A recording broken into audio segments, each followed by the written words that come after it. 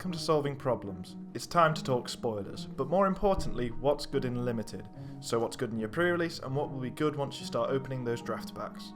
Firstly, let's talk mechanics. There's QT marking, where you pay 2 to make it QT marked, and you put a power counter on it, usually then gaining an effect or something along those lines.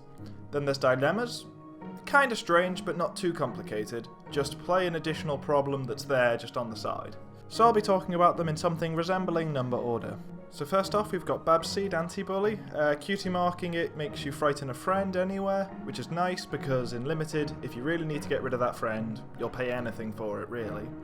Next, we've got 2 cards shoved together because I couldn't really find an image of them separate. Night Glider has Swift, so you'll be playing it as a 2 for 2 for Swift, it didn't even need that second block of text. And Heartswarming Tradition, it's really interesting. For Limited, we haven't seen anything that really destroys resources except for one friend, so I think it could have the potential to be very good, as all you do is sit there making 3 power friends every turn. Then we've got the first of the growing up cycle. Rainbow Dash gains Swift, which is amazing. It's exactly what you want in Limited, some good old easy movement. The Apple Bloom Super Rare just reads, please build around me if you get me. Because you're going to have a bunch of random cards that QT mark, so you'll be running every copy of the growing up cycle that you have, just because they become 3 for 4s when this card is out. Really nice costed card, it's going to make so many annoying decks in Limited. Then there's Smart Cookie Equestrian Founder. This card can be really explosive, but I wouldn't say it's that amazing unless you have, like, I don't know, loads of events in your deck to use, or loads of reasons that you're going to have lots of cards and discard, otherwise its ability will not do as much as you want it to. So then there's Flitter and Cloud Chaser. Not convinced by it myself. The card advantage you get from it seems minimal unless the format is just filled with QT marking anyway, and if you're specifically that deck, I'm pretty sure there's going to be better cards than this for the deck. Next is Party Filly. It's very good. As I said before, you will pay any amount of action tokens to remove that friend that you really don't want to be there, and this does it incredibly efficiently. As a 4 for 3 that dismisses an opposing character, I would say it's a good card, but the fact that you can play it as a 2 for 2 and then pay 2 later to do the ability, so you get to choose what you get rid of, not just when it enters, it's really nice. And while it's here, Colocatura, I think it's going to be really nice if you're running white as your main colour. Otherwise, I think it's a bit too clunky and slow, and getting it to go will be too slow for you. As a 2 for 4 that doesn't confront problems, it's fine, gives you all the requirement you could possibly need for your main colour, but once you QT mark it and has 5 power, 5 is a huge number in Limited, and it will do a lot of work. And then there's Pinkie Pie growing up. As its entry, and has no requirement, it's going to be played in a lot of decks anyway. The fact that it has Eccentric 2 when it QT marks and still has 3 power like the rest of the growing up cycle, it's really nice. Very good card, probably going to be played in loads of things. Starlight Glimmer Apocalypse Now is a very obvious build around me card, it's super rare again. Unless there's no common and uncommon troublemakers that are any good, or there's hardly any at all so you won't get any, this card is always going to be good, the prepared meaning that it automatically fuels her own ability. Nice synergy built into the card. And after that Starlight, there's another one. This one also likes troublemakers. This one automatically gives them a +2, and when you QT mark it, you get to just throw one down. This, if you want to build the Troublemaker deck, is almost an extra copy of any Troublemaker in your deck. It just costs a lot of action tokens to go and get that extra copy. Truly Always Invited. I think this card will be good when you're maining purple, and okay when you're not.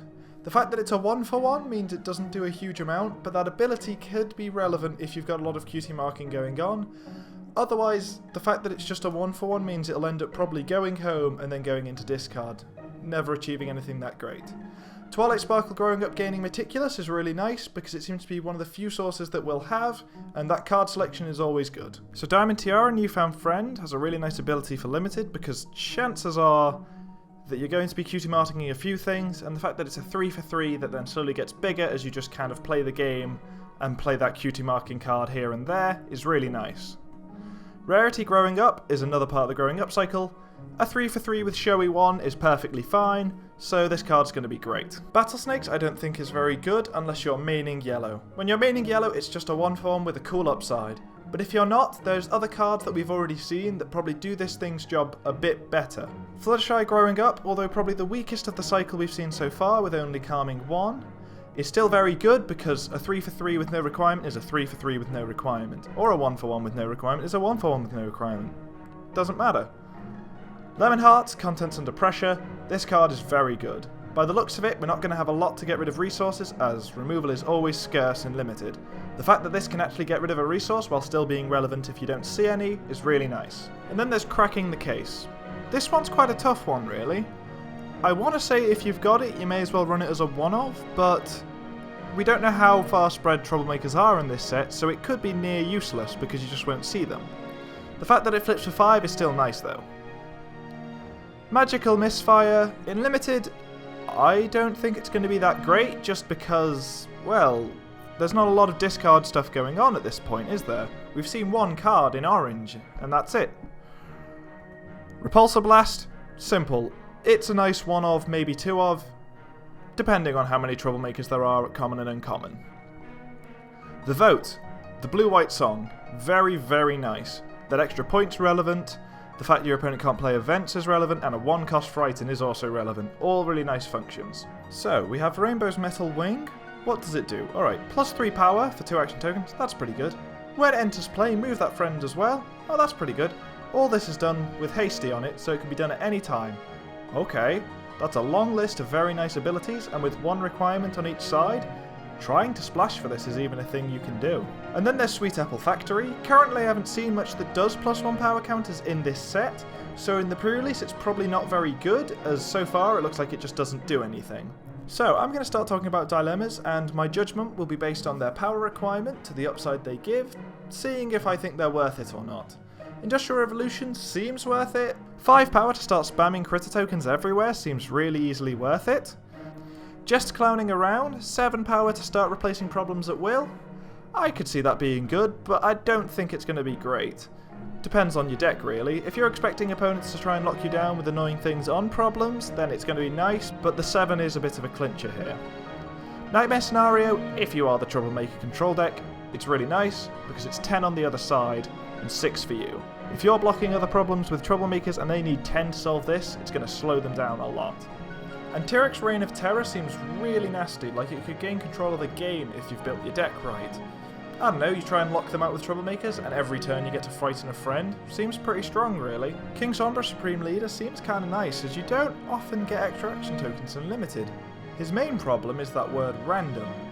So, I'd say if you'd appreciate his extra action tokens, run him, but with major caution, because he can probably lose you a game with an incorrect exhaust. Queen Chrysalis Hive Tyrant. When I read this card, it's very easily just, I'm going to try and beat the Troublemaker control person, because my one lets me take their synergy and use it against them. And then there's the ultra rare Pinkie Pie 1 Philly Party.